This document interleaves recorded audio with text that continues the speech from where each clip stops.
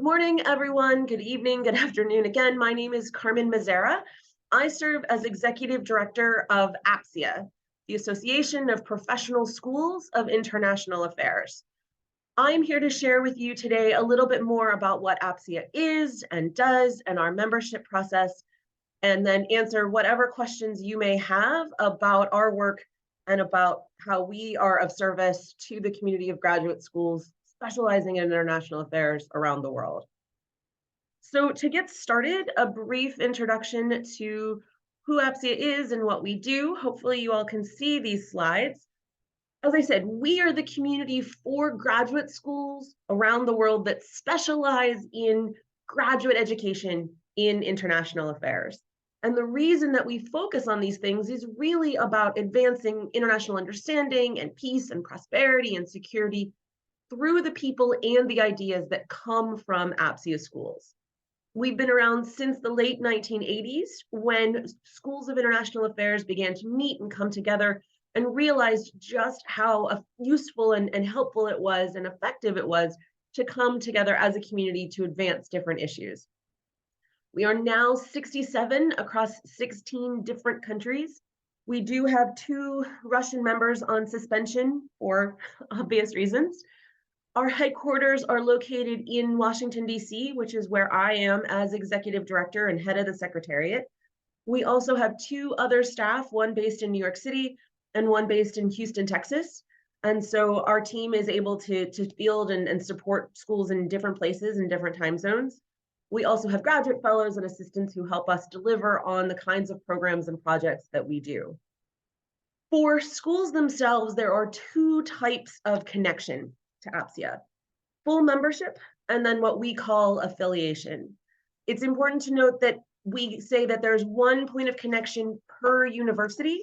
And so if there's already a point of connection at your university, we can talk about the ways that you can access APSIA through those ties that already exist at your school. To become a member or an affiliate, we have 6 expectations, 6 criteria that I will talk through. I promise attendees at this session will get a much more detailed look at our membership criteria than what I'm going to share here today, as well as a more detailed overview of the benefits of membership and affiliation. So there's much more information coming, but I did want to walk through some of the high-level expectations that we have and what we look for in our evaluation process. These 6 criteria and the methods of demonstration were adopted by the full body, the full members of APSIA in January 2015. And so these have been our really guiding articulation of our expectations since then. So the first of our 6 criteria is looking at a program of high academic quality. And there's going to be a number of different things we're going to look for in the evaluation process. Some are going to be focused on faculty, looking for faculty with significant research and publications in international affairs. So that wonderful professor you have who's publishing on geology, we would need to understand how that relates to the fields of international affairs. We also want to understand how faculty with significant professional experience, we're the Association of Professional Schools of International Affairs, how are they engaged in the life of the school? We're also going to want to understand more information about your students. Because we operate in a worldwide context, there are no specific set things that we're looking for, but we're trying to understand how the performance indicators for your students are broadly comparable to most APSIA members. So we're not asking you to be just like one or just like another, but the whole body and how that might look and compare with your student population. Similarly, on the admissions front, how your admissions process is comparable to most APSIA schools.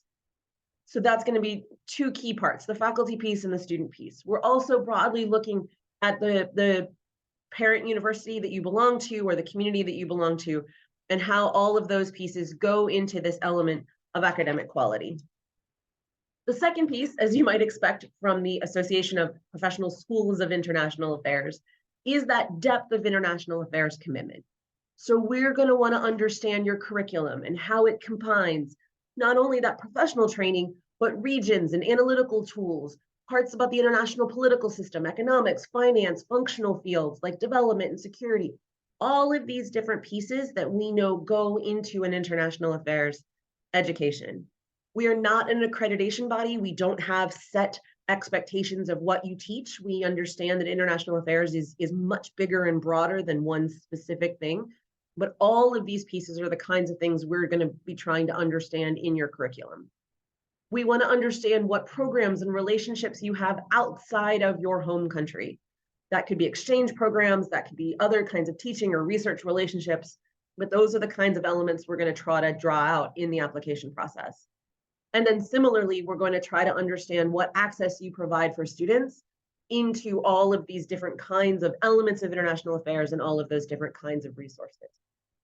So the questions that get asked in this section are really trying to draw out all of these different pieces to understand the depth of the international affairs that's going on in your school.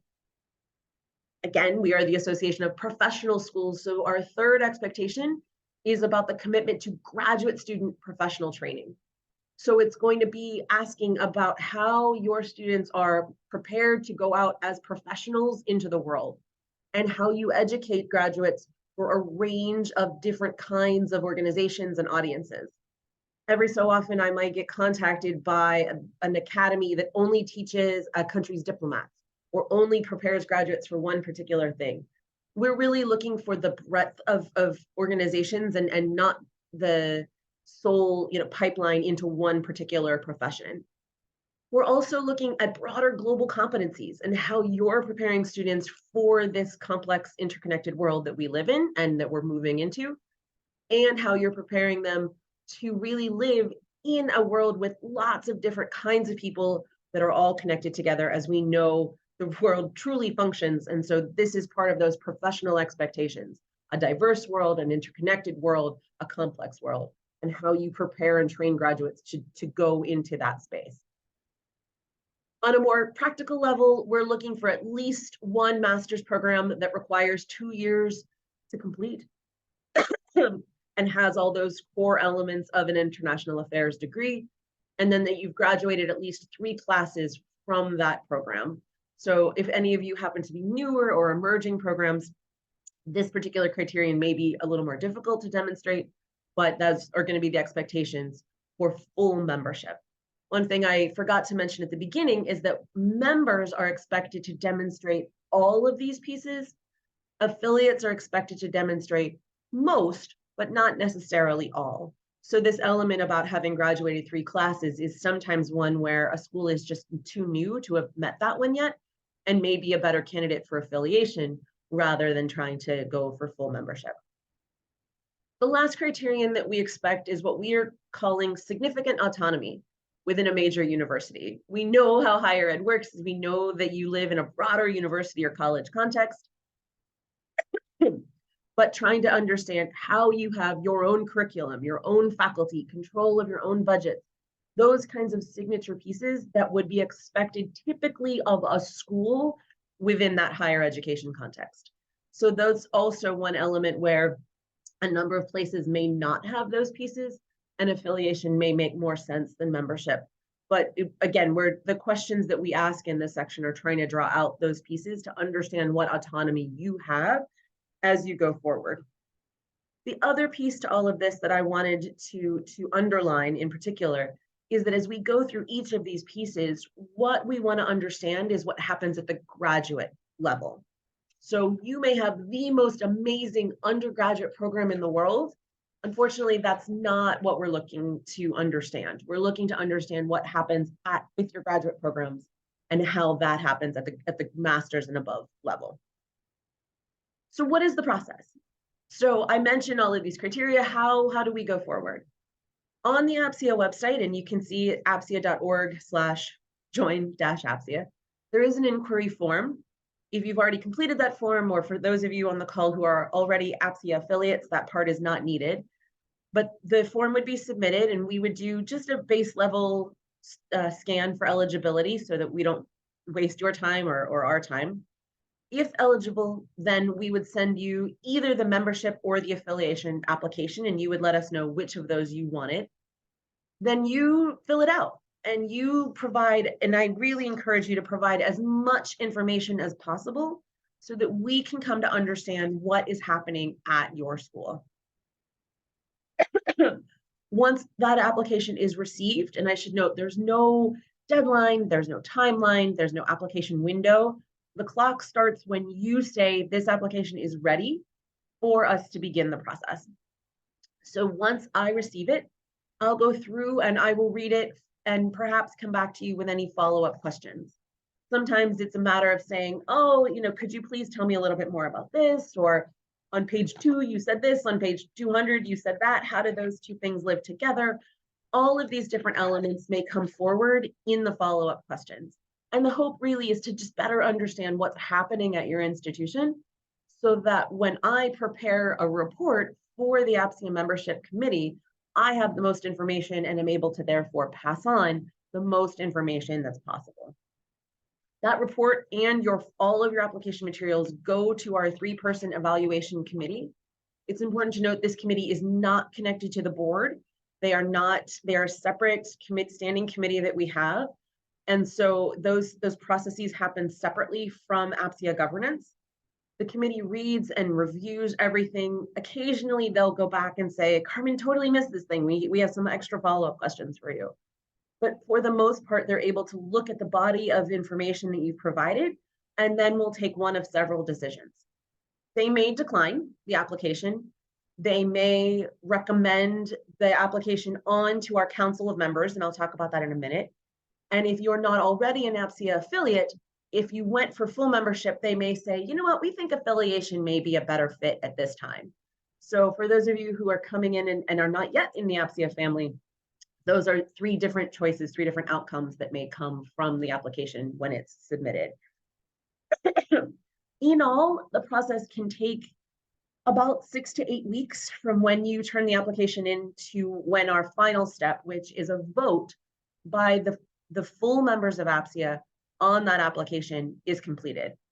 We need 3/4 of the members to vote yes in order to welcome a school into the APSIA family, either as a member or an affiliate.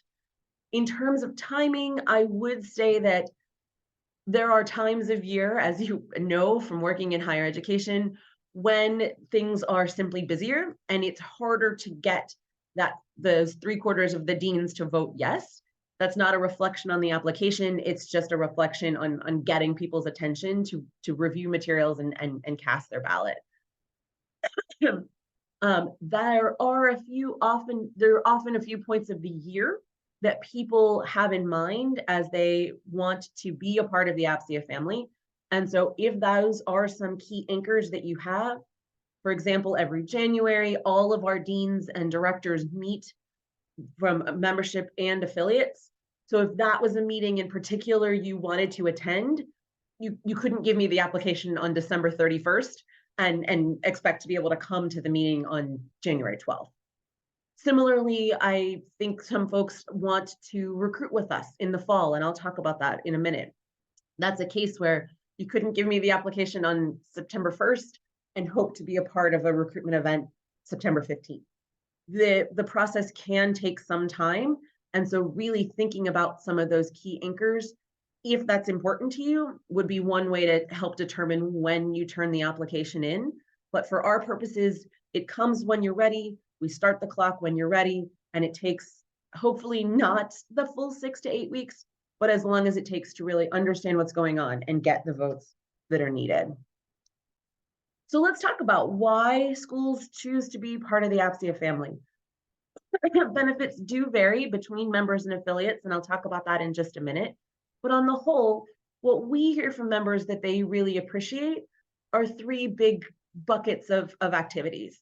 One is just the chance to be together, the chance to share more information. We have annual meetings, as I mentioned, of our deans and directors. For the members, we have meetings of other tracks, and the chance to just share information, share your successes, be with others who really understand what it is to be in a professional school of international affairs. Our listservs are quite active. People post questions, they post opportunities, share successes, make snarky commentary. A great community to be a part of as you would come into this space. We also have, as best we can, ways to incentivize some of that collaboration and community. Members and affiliates have access to our Junior Faculty Fund, which are small grants to incentivize faculty to work together across different schools in the APSIA family, in particular across borders, to come together around different kinds of projects. We're very open about what we'll fund, but it's a way to hopefully convince them and incentivize them to bring the ties of the APSIA community closer together. Members also and affiliates also tell us about their appreciation for the promotion that we do. Both members and affiliates have access to the use of their particular version of the APSIA logo. Our website, the profiles of schools, is the second most visited portion of our website. So you have a chance to tell your story to the public and prospective students who come and visit us, and then invite them to click through to your website. We celebrate, we're just in the middle of the process right now, what our members and affiliates get up to through the APSIA Awards program. We celebrate your efforts to do innovative professional development for students, your inclusion of different communities in your school, your work to link theory and practice and really live in that professional space. And then schools are able to turn around and say, we won this award, other people really celebrated it, look what great work we're doing. So we've seen schools use that also as a promotional tool. And then we provide as many different kinds of opportunities as we can. Through APSIA, schools have access to the Public Policy and International Affairs Fellowship Program, which is a program focused on diverse US students and inviting them into the fields of public policy and international affairs. We do discounted advertising in certain publications. So there's lots of different ways that you can turn and promote your school through the connection to the APSIA family. And finally, we try to share as much information as we can. Members and affiliates have access to hundreds of jobs and fellowships and internships that come out through our office every week. We do briefings with employers who will come and talk about their hiring process. We have activities and events for students to connect one-on-one with employers and get FaceTime and really tell their story. And then we collect trends and statistics on lots of different pieces, on the prospective student piece, on the employment outcomes piece, and then for members also on the structures and the work in different offices. So it helps to inform you in terms of what you're doing and where our space is moving going forward. So each of these three pieces is something that members and affiliates have access to, but there are some differences in the obligations as well as the access to benefits and services. So as I mentioned, members are those who have met all and demonstrated all of APSIA's criteria that I talked about. Affiliates meet most, but not necessarily all of those expectations. Members have to be those autonomous graduate level schools and entities. Affiliates sometimes are departments, sometimes live in very different ways. The main obligation that we would ask of both is our annual dues that usually are expected in June or July. At this time, member dues are $7,500 US and affiliate dues are $2,000 US. And part of that distinction relates to the difference in access to benefits and services. So certain things like our recruitment fairs, some of our career activities, our annual meetings, those happen among the membership. Affiliates have access to different opportunities to engage with prospective students, some but not all of the career benefits, the annual meetings for deans and directors, but not necessarily for our career staff. So there is quite a variation that is reflected both in the annual dues obligation as well as in those expectations for membership. The other component that varies between members and affiliates is the governance piece. So members are asked to vote on governance matters. They vote on members, as I mentioned. Affiliates, that's not part of their structure and how we engage with them. And so that's, again, one of those key differentials in terms of how the organization is guided. Affiliates are certainly included in that process where applicable, but in terms of actually calling a vote, that's something that is a benefit and part of the obligations of membership. So the very last thing I wanted to touch on before I turn the floor over to answer any questions that you might have, I wanted to share the link to our graduate school profiles. So if you're curious, who are the current members and affiliates of APSIA, you can find their information here. I mentioned that initial inquiry form that gets this process started. You can find that on the Join Us page in the top right-hand corner of the APSIA website. And then you see my email here. I am your point of contact and will do my best to answer whatever questions I can. I am not a decision maker in the membership process, but this is my 10th year. And so I've seen a number of different cases come through, and I will do my best to give you the best advice that I can, even though I have no influence over the process. I can be bought if you want to, send coffee and chocolates my way, but it's really not going to have any impact on what the final decision is. And finally, we're as active as we can be across lots of different social media channels. So I encourage your schools to follow us and come to know some of the opportunities that we share quite widely and publicly, as well as the way that we tell member stories in our newsletter or profile a faculty member from this particular affiliate or put together a Facebook Live to connect affiliates and prospective students. So lots of different content going on those channels as well. And I invite you to follow us there. So with that,